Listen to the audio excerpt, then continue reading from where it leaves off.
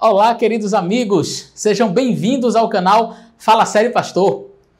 Você está com dúvida em alguma passagem da Bíblia? Tem alguma coisa que você não entendeu, que gostaria de uma explicação? Mande seu vídeo para nós.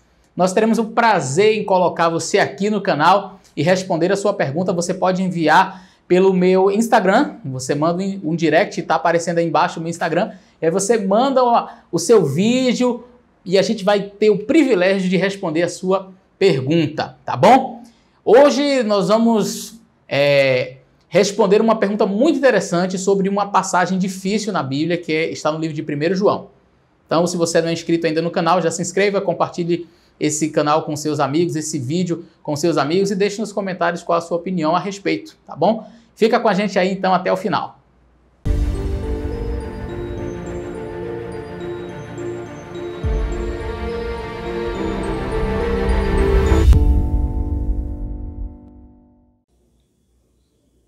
Olá, Pastor Domini. Meu nome é Paulo Júnior, sou da cidade de Bahia, na Paraíba. E tem uma questão para você. E essa questão fica em 1 João, capítulo 5, versos 6 ao 8, que diz assim, ó. Este é aquele que veio por meio de água e sangue, Jesus Cristo. Não somente com água, mas também com a água e com o sangue.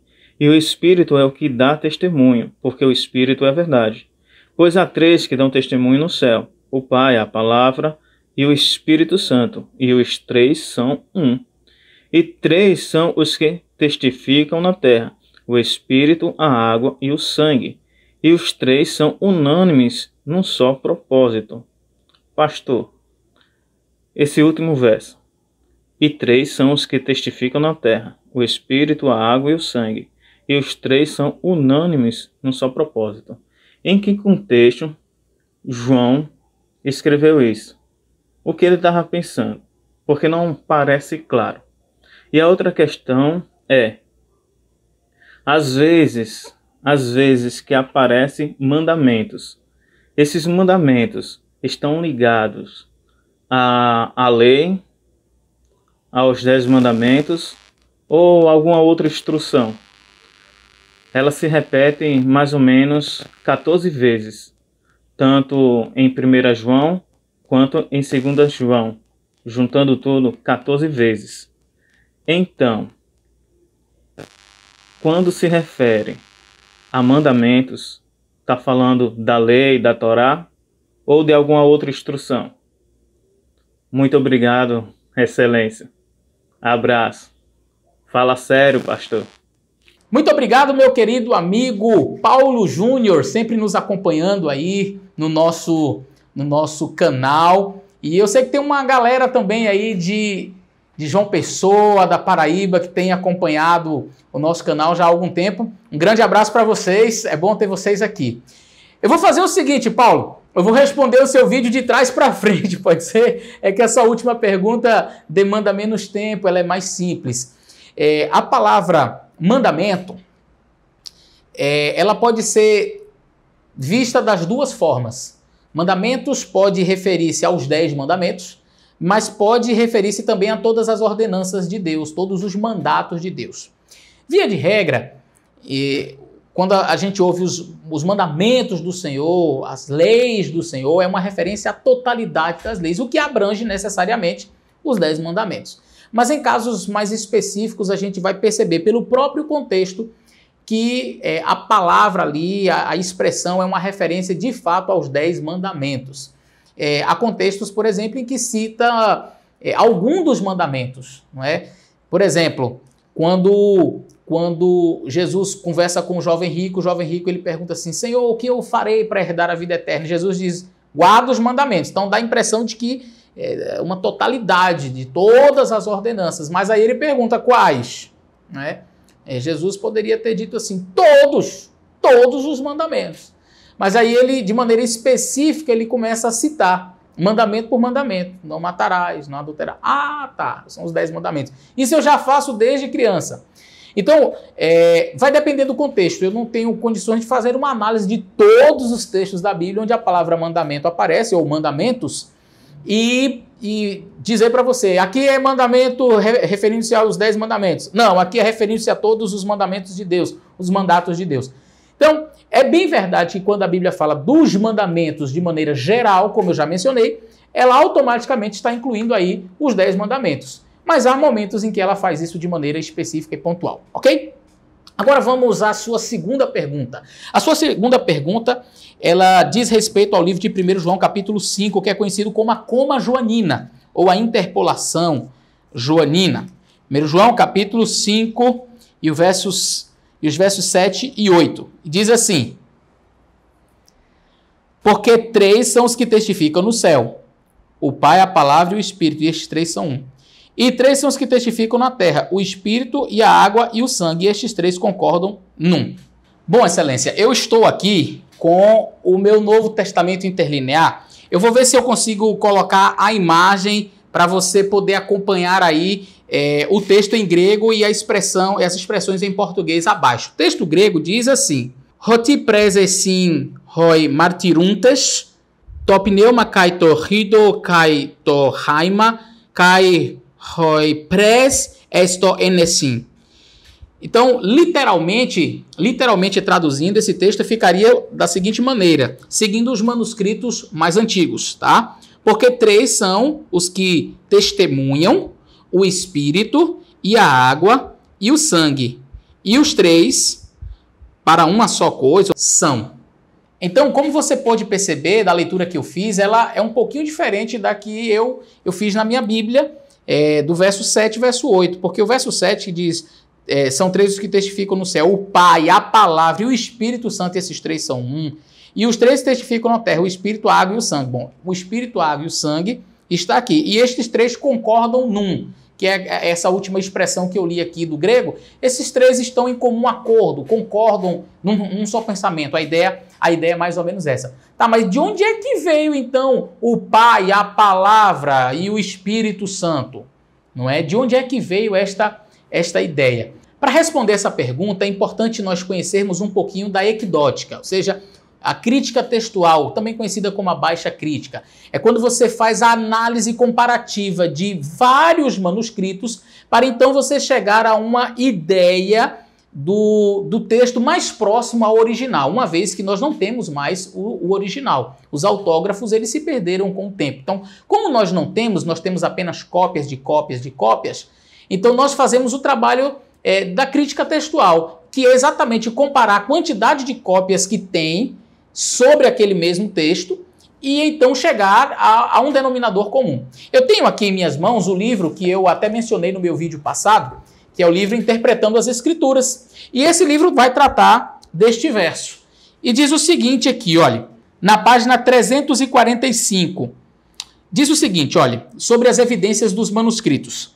Dos mais de 56 mil manuscritos que contém o Novo Testamento, na íntegra ou em porções, cerca de 600 inclui as 7 epístolas gerais. Ou seja, você tem apenas 600 manuscritos, e olha que é uma quantidade considerável, né? 600 manuscritos que têm as epístolas gerais, entre as quais as de João. Então nós vamos encontrar 1 João apenas em 600 manuscritos, dos 56 mil.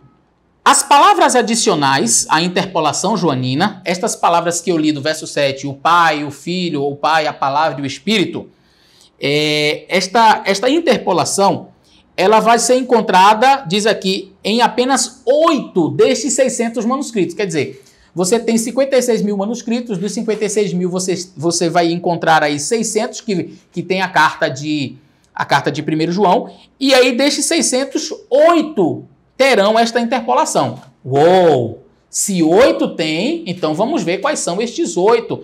Porque é o seguinte, quando nós fazemos o trabalho de crítica textual, nós temos que entender que quanto mais antigo é um texto, quanto mais próximo do original, mais fiel ele é.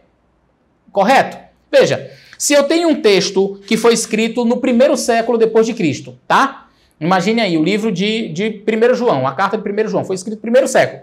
E aí eu tenho um texto que é do século 17.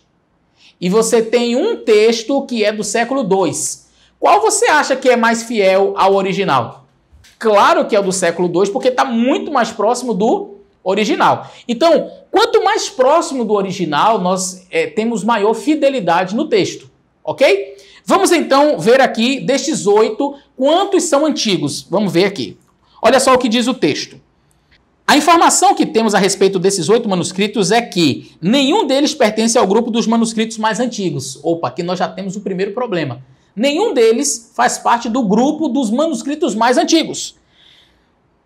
4 dos 8 possuem as palavras adicionais na margem. Isso aqui é muito significativo. Porque, veja, quando alguém queria dar uma explicação adicional que não estava no texto, meio que interpretando o texto, por exemplo, aqui no verso 8 diz: estes 3 testificam na terra, o Espírito, a água e o sangue. Então, alguém, poxa, quem é o Espírito, a água e o sangue? Então, aqui é como se fosse o Pai, o Filho e o Espírito Santo. Então, ele interpretou o texto. O que ele vai fazer? Ele não vai colocar no texto. Ele coloca isso na margem, como uma nota explicativa. Então, dos 8 manuscritos, 4 estão na margem, tá certo?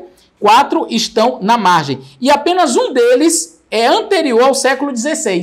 Puxa vida. Então, praticamente todos são posteriores ao século XVI. Então, são textos bem tardios. E apenas um deles é anterior ao século XVI, proveniente do século X. Quer dizer, então, o único que é mais antigo ainda não é, assim, anterior ao 10º século. Então, você tem todos que são depois do século XVI e um que é antes do século XVI é do século X. Então, você vai ter manuscritos do século IV, do século III, do II, do V, que não contém, muito mais antigos. E aí você vai ter um manuscrito lá no século X. Então, vamos continuar aqui. E ele diz mais o seguinte, olha, como uma segunda observação, nenhum dos pais da igreja jamais citou essa interpolação.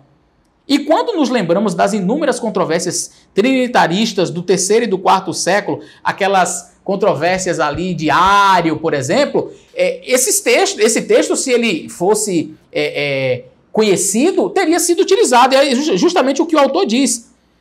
Nessas controvérsias trinitaristas do terceiro e quarto século, certamente ele teria usado se ele a conhecesse. Se eles a conhecessem. E o terceiro argumento é o seguinte: a interpolação ela é encontrada em qualquer uma das versões antigas, exceto na versão latina. Sua primeira ocorrência em latim é atribuída a um espanhol do quarto século. O fato mais importante é que Jerônimo, o estudioso católico mais influente da época e tradutor do texto grego para o latim, não inseriu a interpolação na Vulgata Latina. Ela aparece na Vulgata Latina somente depois da época de Jerônimo. Então a gente vai perceber que, na verdade, é um texto que ele foi inserido ali posteriormente. Ok. Pastor, então a doutrina da Trindade está comprometida? Claro que não. É óbvio que não.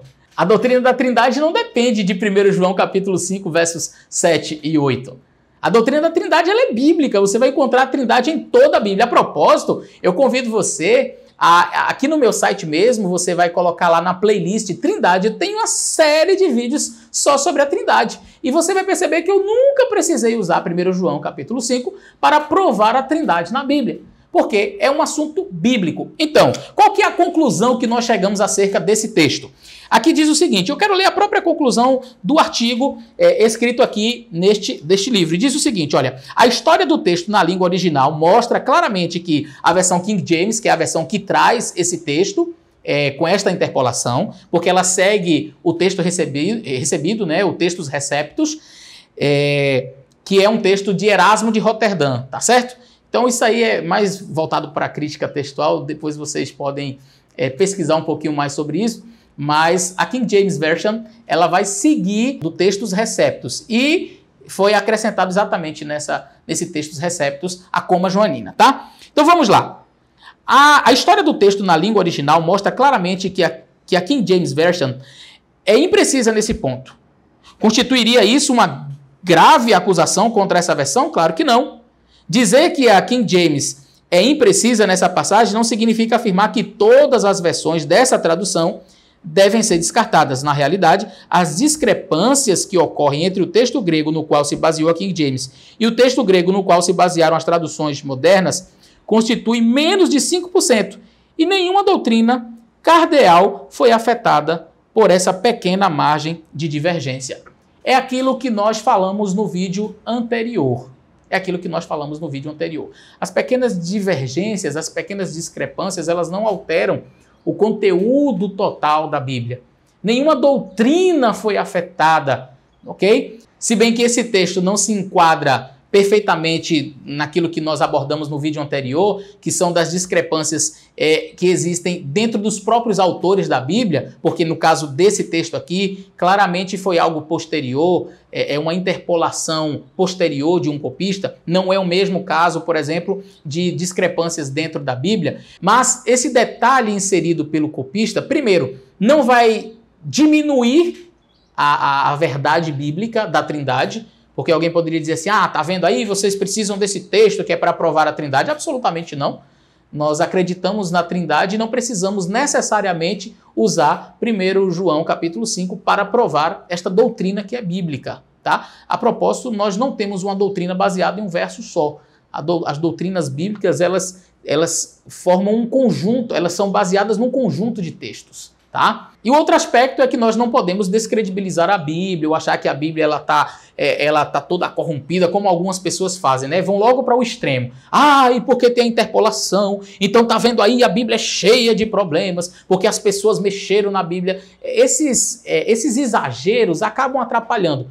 Tem interpolação? Tem. Para isso que existe o trabalho da crítica textual. E o trabalho da crítica textual vem justamente para nos mostrar, não, peraí, realmente eu vou fazer a comparação. Existem 5.000 manuscritos, 56.000 manuscritos, 600. Vamos olhar, vamos ler, compara e chega no que o autor pretendia, no que o autor escreveu. Aí se alguém em algum momento no caminho mexeu ou deu uma interpretação parecida, que foi para a margem, mas que posteriormente entrou no texto, isso vai ser descoberto. Nós não estamos aqui para esconder, né? Como se nós cristãos, nós que acreditamos na Bíblia, estivéssemos aqui, esconde aí. Não. Se houve interpolação, a gente diz que houve interpolação mesmo. Isso não afetou a doutrina bíblica. Não afeta a doutrina nem para bem nem para mal, tá bom? Eu espero ter ajudado você nesse vídeo. Que Deus possa te abençoar e até o nosso próximo vídeo.